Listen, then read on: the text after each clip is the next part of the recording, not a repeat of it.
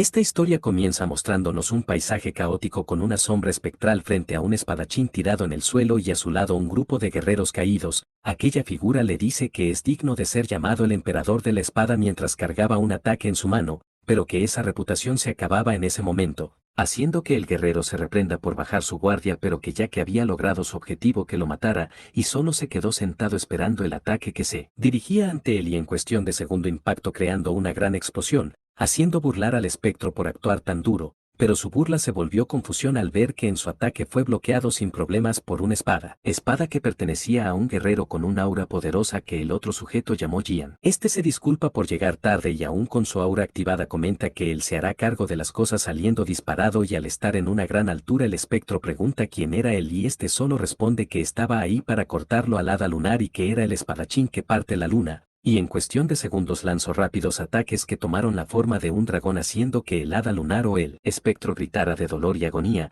y luego de eso los cielos se abrieron y llovieron 9 hilos de energía de la espada, haciendo un pequeño salto de tiempo nos mandan 6 años en el futuro, en donde vemos a un pequeño niño con ropa sucia y en mal estado recibir varios golpes y luego ser tirado al suelo por una mujer que por motivos de narración le diremos vieja bruja. La vieja bruja le grita que deje de ser tan débil y que se levante. Y luego le pregunta si acaso no le dijo que vendría una visita importante, a lo que el pobre niño, que también es nuestro protagonista, le responde temblando que si le había dicho. En esto la vieja bruja le gritó que si acaso él estaba ignorando sus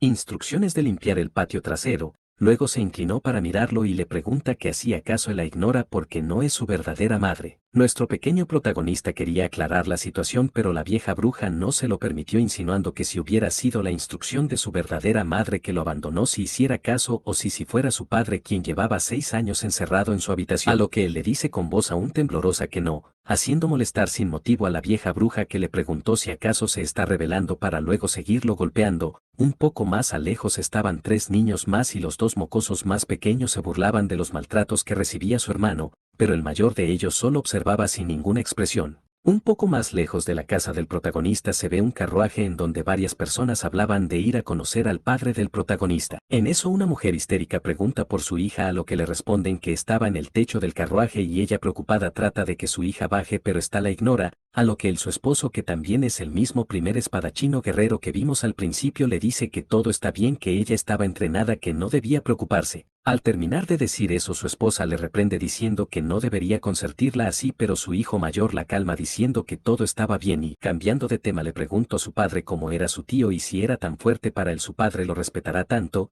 Él le responde que es bastante fuerte y que su técnica de espada era la más perfecta en la tierra y eran capaz de rivalizar con las más fuertes de su clan, asombrando a su hijo mayor. Pero luego este le dice que su técnica aún no se la ha enseñado a nadie y le advierte de algo antes de llegar allá. Esto era que él tenía 2 esposas, una bella mujer y la vieja bruja, y que estaba muy encariñado con la segunda esposa, pero al dar a luz a su hijo nuestro protagonista ella murió y él perdió todo amor por el mundo y se encerró en su habitación desde entonces, y que por su bien no mencioné nada sobre sus esposas o hijos. De vuelta en la casa de nuestro protagonista entra un guardia agitado llamando a la vieja bruja para informarle que su esposo y el padre del protagonista acababa de salir de su habitación. Esto sorprendió a la vieja bruja, quien preguntó si era cierto. El guardia le respondió que sí, que había salido para recibir a los visitantes. La vieja bruja tomó un pañuelo para limpiarse la sangre de nuestro protagonista de las manos mientras murmuraba que aunque ella le rogó para que saliera él solo salió. Cuando viene su hermano jurado, después se dirige al protagonista que estaba tirado en el suelo y le dice que por primera vez verá a su padre,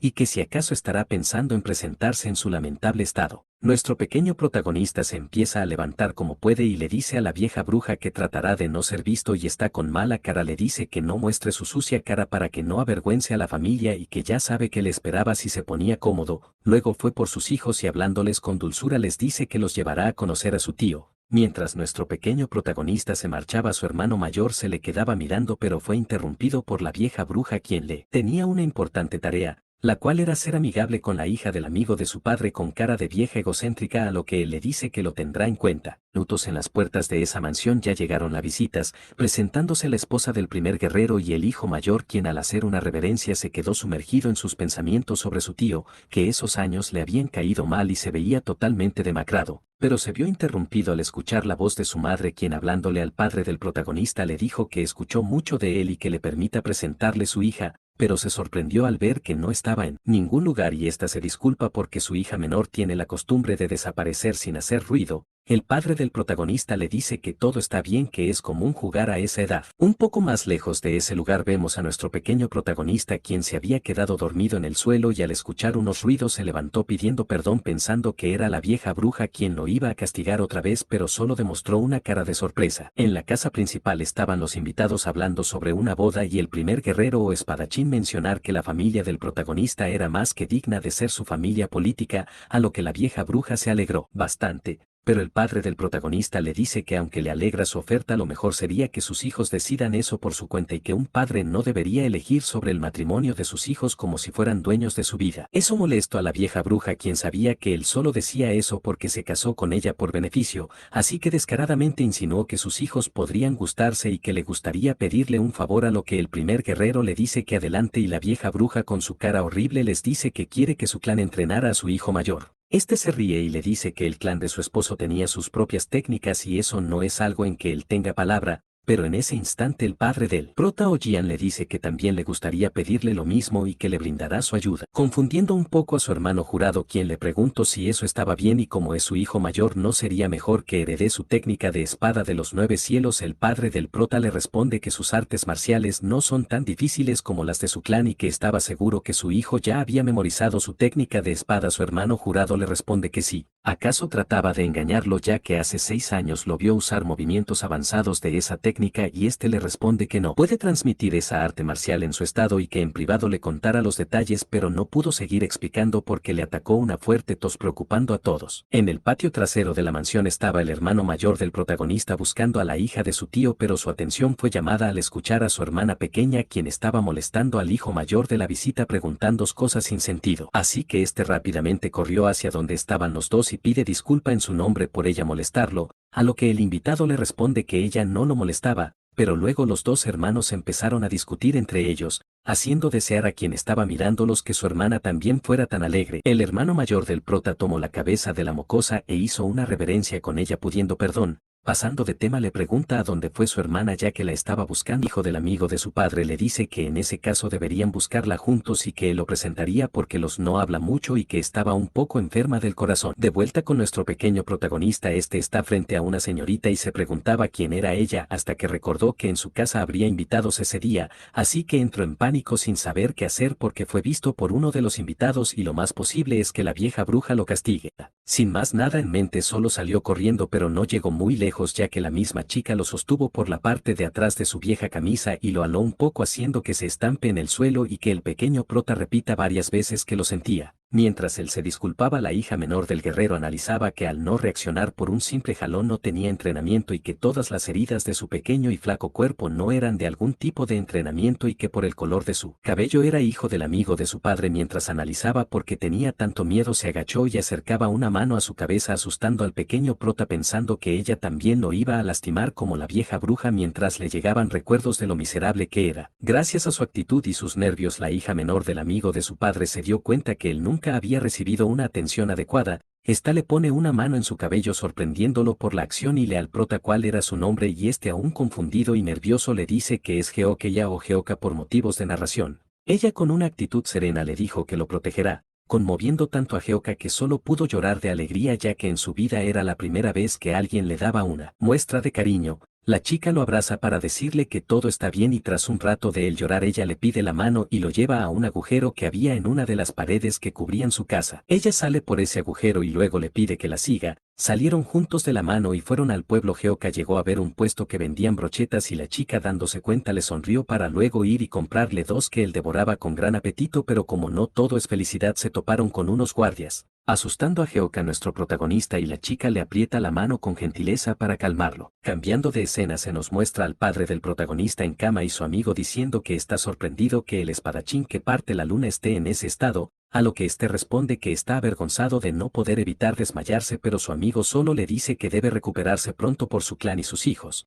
Cambiaron de tema y este le preguntó si se acordaba que su técnica de espada se transmitía a través del favor de un antiguo espíritu pero que él ya no podía ver nada a través de ella y quizás esté decepcionada con lo patético que estaba y que el día que el espíritu lo abandonó también fue cuando su amada murió y el día de su muerte le dejó un hijo que se parecía mucho a él, o sea, nuestro protagonista. Pero dice que él no se atreve a conocerlo porque siente que lo llegaría a odiarlo aunque él no tenga la culpa de la muerte de su esposa. Este se sienta en la cama con dificultad y le pide de favor a su amigo que cuide a sus hijos. Su amigo le exige que deje de decir cosas así, pero este siguió insistiendo que le haga ese favor. Sin dejar más remedio, su amigo acepta. Fuera de esa habitación estaba la vieja bruja y la madre de la chica cuando entraron los guardias con Geoka y la hija del amigo de su padre Ojian. Su madre se abalanza sobre ella preguntándole si estaba bien y después preguntó quién era el niño que estaba con ella. Pero antes que responda, la vieja bruja se lanzó sobre Geoka actuando como una madre preocupada y mintiendo sobre que la lastimaba mucho verlo así. La vieja bruja trató de agradecer falsamente a Jian, la nueva amiga del prota, pero esta le lanzó una mirada furiosa seguida de una intención asesina,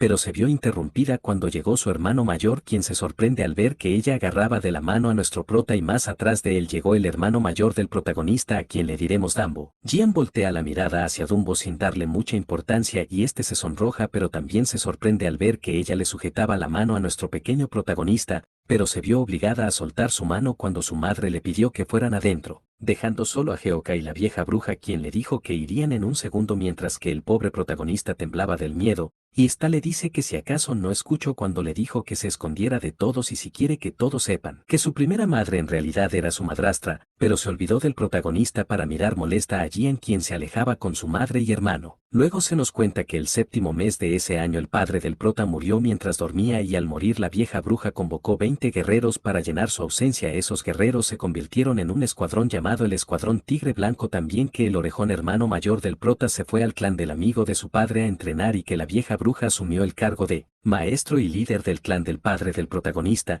Cambiando de escena la podemos ver buscando algo como loca y preguntándole a un guardia si lo había encontrado. Este le responde que no, que buscaron en cada rincón de la mansión pero que no había ningún manual que su difunto esposo haya dejado, haciendo que ésta se moleste bastante y mandó a llevar todo lo que alguna vez fue de su esposo al almacén y antes que el guardia se fuera le dijo que también encierren a nuestro protagonista en el viejo almacén. Cambiando de escena vemos a nuestro pequeño protagonista suplicar para que lo dejen ir pero de nada sirvió y fue arrojado hacia el viejo almacén y le dijeron que esa sería su nueva habitación y que aunque no quieran hacerlo fue un mandato de la vieja bruja. Geoka asustado pide ayuda pero el guardia le dice que no puede ayudarlo sin importar cuánto lo pida, pero que piense en eso como en algo bueno ya que tenía todos los recuerdos de su padre consigo ahí dentro. Geoka solo se quedó mirando un poco al alrededor con miedo preguntándose a sí mismo cuánto tiempo estará ahí. Al día siguiente Geoka se levanta por una luz que venía de una diminuta compuerta donde le dan una tabla con agua en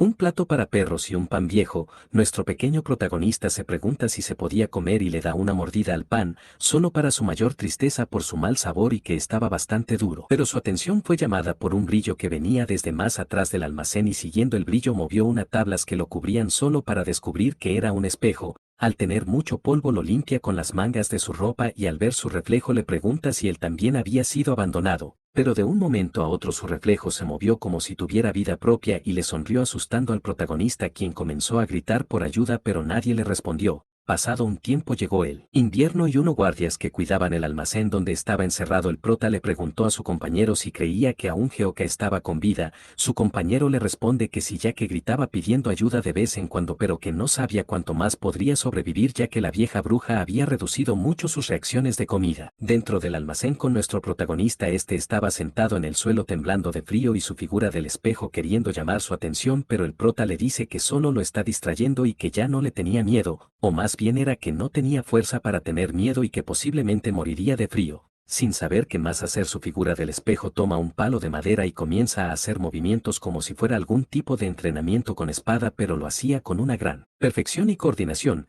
llamando la atención del protagonista a quien esos movimientos le parecían muy familiares hasta dar marcha atrás en sus recuerdos y darse cuenta que era el arte de los 9 cielos, que era la misma que practicaban y le enseñaban a sus hermanos mientras él se quedaba atrás y se empezó a preguntar cómo ese reflejo de él sabía sobre esa arte de espada. Pero dejando eso de lado recordó que cuando sus hermanos usaban esa arte de espada podían crear aire caliente a su alrededor, así que para la aparente sorpresa del reflejo del espejo trataba de seguir sus pasos al pie de la letra, pero el protagonista le dice que no lo hace porque quiera seguirlo sino porque a ese paso él no viviría mucho tiempo. Hyoka trataba de seguir cada paso de su reflejo viviente, pero al hacer un paso mal cayó de cara al suelo logrando que su reflejo se burle de él y el prota le dice que poco a poco lo va a dominar, que ya vería. Tras un rato más de entrenamiento nuestro protagonista ya lo había logrado. No tenía frío y creaba aire caliente a su alrededor y que si mantenía eso podría sobrevivir, pero sus pensamientos se vieron interrumpidos por su reflejo, quien le hacía rabietas en forma de expresar que aún no había terminado, y estirando otra vez el palo lanzó un aura de fuego de gran nivel, pero Hyoka le dice que no era necesario para él hacerlo hasta ese punto, que solo quería tener un poco de calor y que como ya él era inútil solo debería darle la vuelta al espejo. Pero no pudo seguir con su amenaza a su mismo reflejo, seguir con otra secuencia de movimientos que el protagonista nunca había visto, y se empezó a preguntar si lo que le enseñó no era el arte de espada de su padre. Pero saliendo de sus pensamientos le dice a su reflejo que a él no le interesa seguir esa rutina de movimientos difíciles y que tampoco le interesan las artes marciales, haciendo que su reflejo otra vez se burle de él para su molestia, y tomando su palo en sus manos le grita a su reflejo que será capaz de hacerlo en poco tiempo por ser tan descarado. Pasado un tiempo más llegó el verano y podemos ver a nuestro prota practicar los movimientos que le dio a su reflejo, pero entre jadeos pensaba que esos movimientos eran muy difíciles, mucho más que lo que le enseñó la primera vez, y que si de alguna manera lograba hacer algunos bien se ponían más y más difíciles, confundiéndolo. Al no saber cómo continuar, su reflejo nuevamente se burla de él, pero esta vez se sienta en el suelo sin importarle las burlas de su reflejo y dice que no es capaz de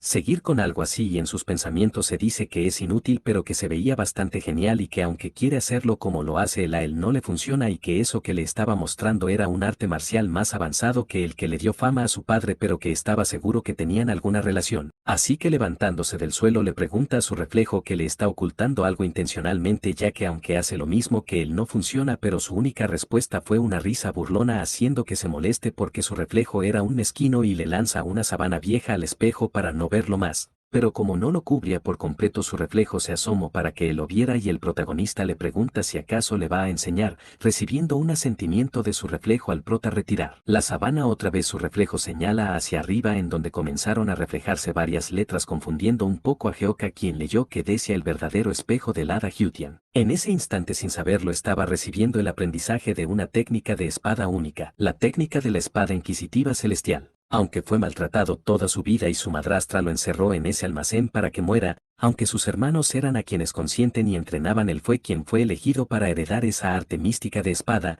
y así siguió y siguió, entrenando y entrenando, aprendiendo paso por paso y llegando a niveles que para muchos era una ilusión. Asimismo pasaron 10 años en donde ya nuestro protagonista más mayor al fin había podido hacer todos los pasos al pie de la letra, y también llegó él. Hermano mayor del protagonista, y la vieja bruja salió a recibirlo, y los otros dos hermanos lo miraban llegar. Mientras la vieja bruja abrazaba a su hijo, se percató que con él llegaron los hijos del hermano jurado de su difunto esposo, el hermano mayor de Jian y la misma Jian. Mientras la vieja bruja saludaba al hermano mayor, Jian buscaba con la mirada a aquel chico que ella ayudó hace 10 años y salió en su búsqueda, ignorando a la vieja bruja, quien la trataba de saludar. Tras unos minutos, la vieja bruja le pide a uno de los guardias que no deje pasar a Jian cerca del almacén donde vivía nuestro prota, y el guardia muy nervioso le responde que sobre eso querían informarles que ya Hyoka no estaba en el almacén, preguntando que cómo había pasado eso. Y se nos muestra un flashback de un día antes, en donde vemos al prota practicar un movimiento que con solo el aire destrozó todo lo que tenía al frente, haciendo que celebre de emoción porque ya había dominado la última técnica, mientras recibía aplausos de su reflejo, que por alguna razón aún se veía como el de pequeño, y le señala para que mire hacia arriba al hacerlo. El prota se percató de un enorme agujero y juntando varias cajas logró salir después de 10 largos años, y se quedó maravillado por la vista.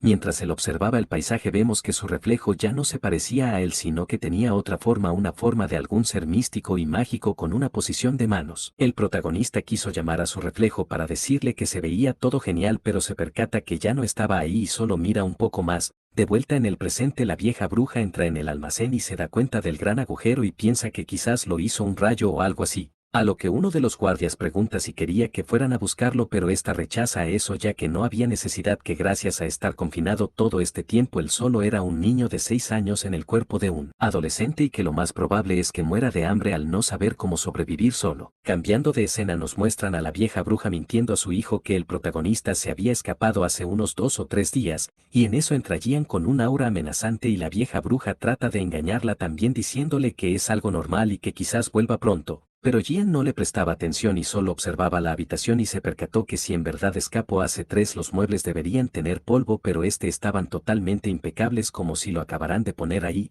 así que se retiró para dejar de escuchar las mentiras de la vieja bruja, quien decía que tenía a sus guardias buscándolo porque estaba preocupada, pero su hijo mayor le pregunta si en realidad estaba diciendo la verdad, porque Gian nunca actuaba así sin una razón, ya que la conocían como una lectora de mentes.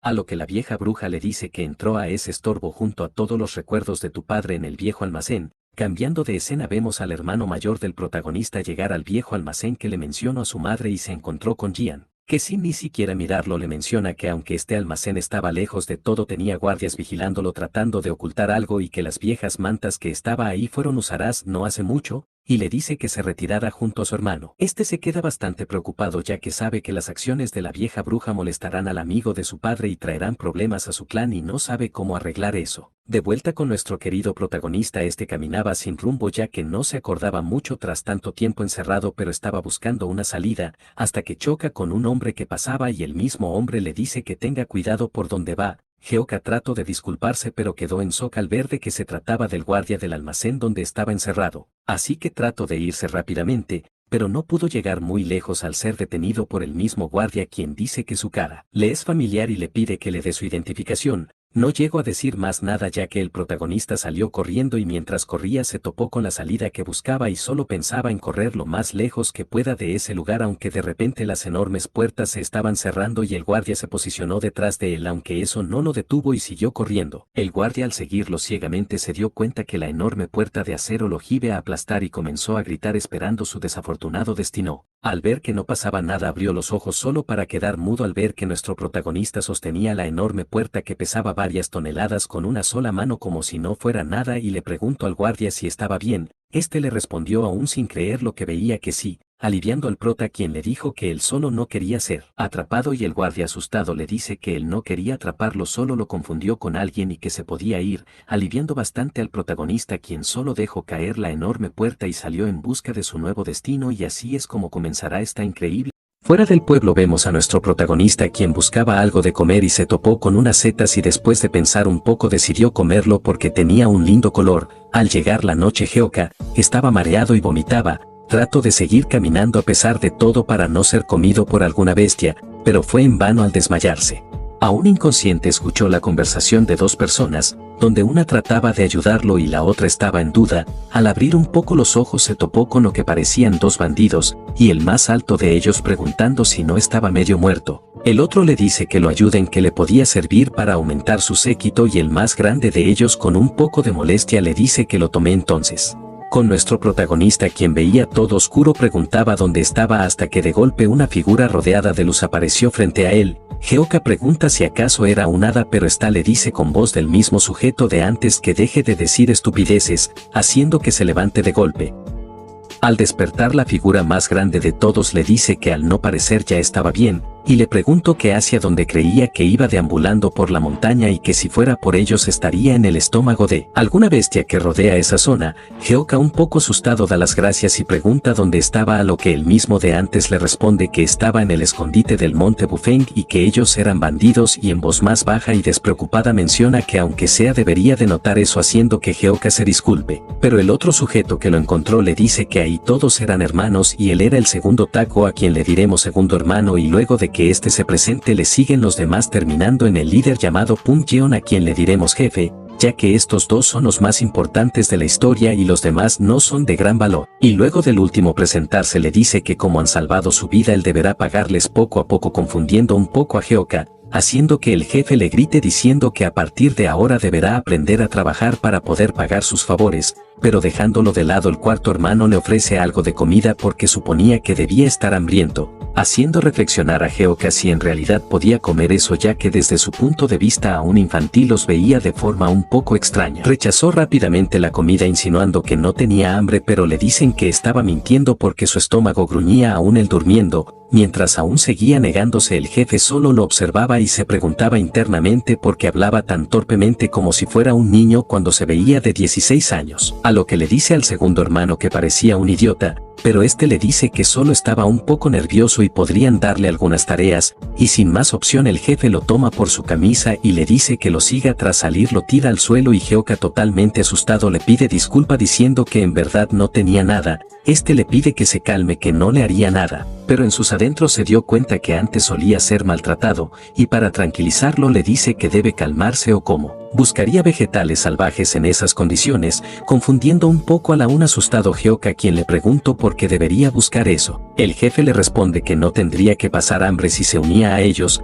Geoka le dice que cómo podría alguien como él ser un bandido, alguien que no tiene la fuerza suficiente, haciendo molestar al jefe, quien le gritó que en este mundo había dos tipos de personas, los que toman cosas y los que pierden cosas, y le preguntó en qué lado quiere estar. Geoka le preguntó a qué se refería y el jefe le preguntó que si acaso quería seguir muriendo de hambre rodeado de personas que lo maltrataban e ignoraban. Este le dice que no, que ya no quiere eso, que ya no quiere ser ignorado y que quiere ser de los que toman cosas en lugar de siempre perderlas. El jefe le dice que esa era la mentalidad y luego señala que desde primer pico a la izquierda hasta el pico frente a ellos era su tierra, que ellos eran los gobernantes de esa tierra y que nadie podía ignorarlos, y que si él se volvía parte de la familia sería también un gobernante y nadie podía ignorarlo más. Preguntándole si le gustaría, Geoka le dice que le encantaría, haciendo reír al jefe, quien le dice que ahora es el séptimo hermano y luego le pregunta su nombre, a lo que nuestro protagonista responde sin dudar. El jefe le dice que escuche y memorice las siguientes palabras y tomando aire grita con todas sus fuerzas: "Si la fruta madre somos los mejores". Y luego le dice a Geoka que debía repetir lo mismo. Fue en ese momento donde Geoka por primera vez en su vida sintió emoción. Todos los recuerdos de su horrible familia y el almacén donde estuvo encerrado cayendo en el olvido, sintiéndose vivo y queriendo vivir más. Fue esas ganas de vivir que despertaron el ki que dormía en el ki de la técnica de los 9 cielos, y con todas las fuerzas que tenía gritó: "Si la fruta madre somos los mejores". El jefe se ríe y lo felicita diciendo que aunque se veía débil tenía una gran voz, y que solo que él haga las tareas del hogar sería un desperdicio, y que cuando tenga más entrenamiento y fortaleza le enseñaría sus artes marciales. Y así empezó la vida de montaña de Geoka, quien le enseñaban sobre todo lo relacionado, y aunque era un poco inmaduro por estar encerrado 10 años gracias a los bandidos quienes lo cuidaron como su hermano pequeño, nuestro protagonista fue capaz de abrir su mente y adaptarse. Su vida era perfecta para él, aunque a veces sus hermanos mayores llegaban lastimados porque sus artes marciales eran comunes, por lo que mayormente siempre se lastimaban, pero con las cosas más simples y pequeñas eran felices. Geoka, que era hijo de una gran y poderosa familia pero a la vez era miserable en ella solo después de volverse un bandido, fue verdaderamente feliz por primera vez, hasta que un día llegaron unos sujetos a su escondite donde uno de ellos decía que parecían más un grupo de mendigos que bandidos. Luego se nos pasa a contar que la Unión de Bandidos fue un nombre creado por los mismos bandidos para darse fama, aunque solo fueron ridiculizados por muchos años. Hasta que un día de la nada apareció un hombre de fuerza monstruosa y se declaró que era la Cuchilla de la Unión. Tras su aparición muchos maestros trataron de acabar con él pero ninguna persona tuvo éxito, y mientras más pasaba el tiempo su fama creció hasta que se le conoció como el Señor Demonio Destructor de Cielos y reconocieron como uno de los 10 artistas marciales más fuertes junto al padre de nuestro protagonista y su hermano jurado. Tras la fama de este bandido muchas escuelas marciales buscaron unirse a la Unión de Bandidos. Él los aceptó a todos y se nombró líder, haciendo que esa organización tuviera aún más poder que antes. Y al pasar el tiempo solo crecía más y más, haciendo que el sueño de cualquier bandido sea unirse a ella. Lo que nos lleva otra vez con los bandidos que cuidaban a Geoka, que estaban suplicando para unirse a la Unión, pero los dos vicelíderes solo los miraban como si no fueran nada. Hasta que el mismo de antes habló preguntando si creían que acaso la unión era un juego para que un montón de inútiles que no tienen ni 10 personas se puedan unir. El jefe le dice que si solo son 3 personas puede reunirlas rápidamente, haciendo cabrear al tipo diciendo que más bien serían 4 porque nuestro protagonista es solo un mocoso. pero el jefe trata de defenderlo diciendo que era bastante bueno ayudando. Pero este lo silencia y comienza a decir nuevamente que eran muy pocos para poder con los mercaderes que debían cobrarle el paso. Mientras él hablaba, Geoka se molestaba interiormente por cómo él le hablaba a su jefe. El vice líder se da por vencido y le dice que lo olviden, que fue una pérdida de tiempo, pero su acompañante lo llamó para decirle que deberían aceptarlos quieran o no, ya que solo habían reclutado muy pocos escondites y que en menos de un mes el líder revisará sus avances y lo más posible es que esté furioso porque no cumplieron con su cuota. Pero le responde que aunque sea así, si reclutan a un grupo de perdedores como ellos también sufrirían, a lo que el calvito le responde que no debe preocuparse, que los grupos de comercio por aquí son numerosos y que aún sean un gran número sería muy difícil mantenerse, y que solo debían dejarlos y cuando los demás acaben con ellos y no dejen rastros nadie sospechará de ellos, a lo que el otro dice que es buen plan. Volteando nuevamente hacia el jefe le dice que lo aceptarán en la unión de bandidos, pero que debe tener al menos 10 personas antes de invierno y que si algún enemigo se enfrenta a ellos no huyan y que se defiendan. El jefe grita emocionado que lo tendrá todo en cuenta y luego comenzaron a celebrar sin saber que el plan de esos dos era que con los fuertes que eran los mercaderes por esa zona su fortaleza se destruiría en menos de 2 meses. Pero no contaban con algo que va contra toda regla y cambiará las expectativas de todos, y eso no es otra cosa que nuestro protagonista.